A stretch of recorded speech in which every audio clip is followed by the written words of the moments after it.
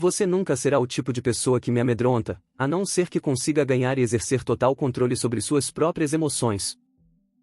Frase do livro: Mais esperto que o diabo. Este livro, escrito por Napoleon Hill, foi publicado póstumamente em 2011, muito tempo após a morte do autor.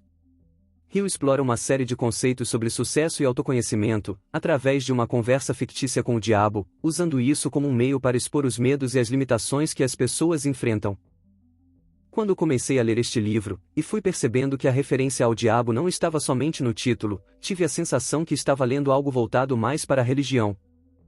Levei um tempo para entender que o diabo representava qualquer coisa que pudesse nos levar ao desequilíbrio emocional. E quando não estamos sob o controle de nossas emoções, ficamos suscetíveis às influências do mundo ao nosso redor.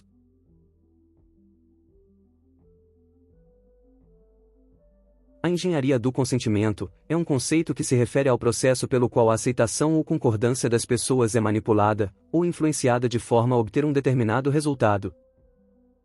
Este conceito é comumente associado a técnicas e estratégias de persuasão, que visam moldar a forma como as pessoas tomam decisões e expressam sua aprovação ou rejeição.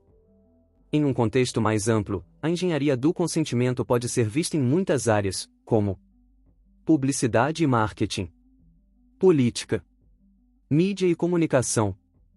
Teve um certo momento na minha vida, onde comecei a assistir muito um programa da TV aberta, em que noticiava somente casos policiais, como assalto, assassinato, entre outras coisas.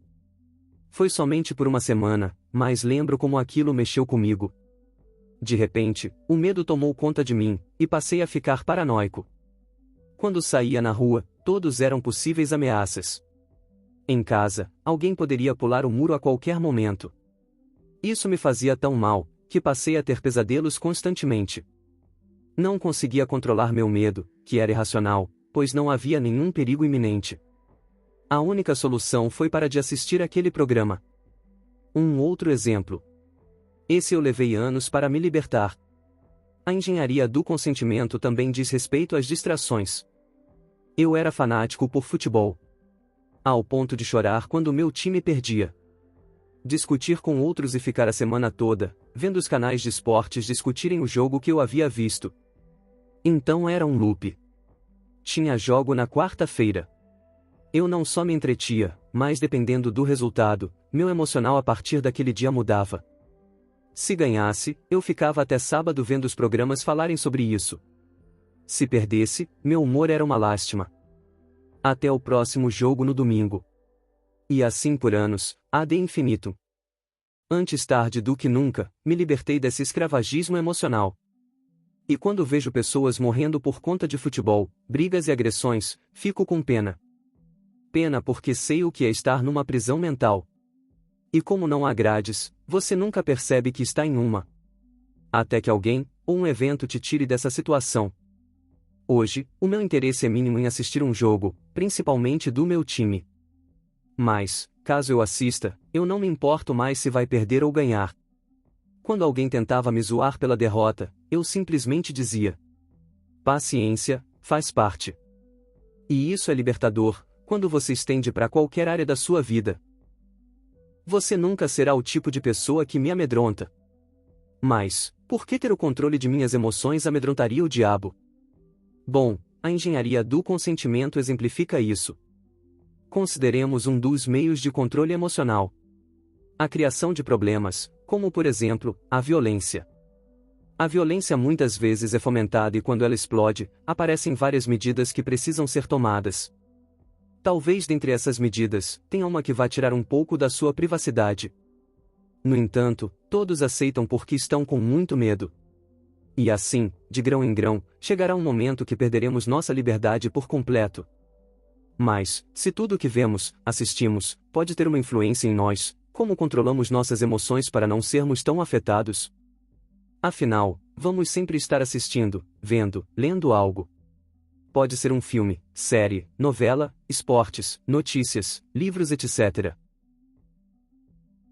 Tudo mudou para mim quando entendi a respeito do ego. Quando o ego está muito inflado, pode levar a reações emocionais mais intensas e defensivas. Por outro lado, um ego muito baixo pode resultar em insegurança e autocrítica excessiva. Aqui estão algumas formas como o controle emocional e o ego se relacionam.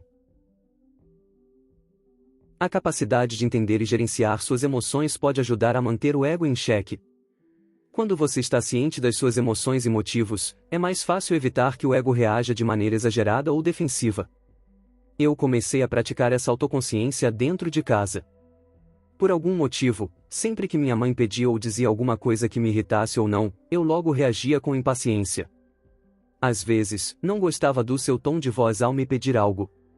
Podia sentir a raiva se acumulando no meu corpo e quase sempre reagia de maneira exagerada. Comecei então a trabalhar isso dentro de mim. Sabe aquela famosa frase, respira fundo e conta até 10? Por incrível que pareça, funciona. No momento que a raiva subia, ao invés de me render a esse sentimento horrível e verbalizar besteiras, passei a ficar em silêncio. Esperava a raiva se dissipar, reconhecendo-a e ficando completamente ciente. Por fim, caso fosse necessário respondê-la, fazia em um tom ameno. Algum tempo depois, nossa relação melhorou muito. Percebi que havia me tornado um espelho. Minha mãe passou a usar o mesmo tom de voz que o meu. Calmo e sereno. E nunca mais voltei a sentir aquela raiva. Controlar suas emoções pode ajudar a lidar melhor com críticas e desafios. Um ego bem equilibrado não se sente ameaçado facilmente e consegue aceitar feedback sem se sentir atacado pessoalmente.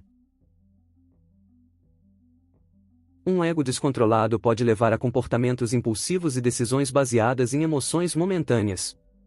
O controle emocional permite uma abordagem mais racional e ponderada. Você nunca será o tipo de pessoa que me amedronta. A não ser que consiga ganhar e exercer total controle sobre suas próprias emoções.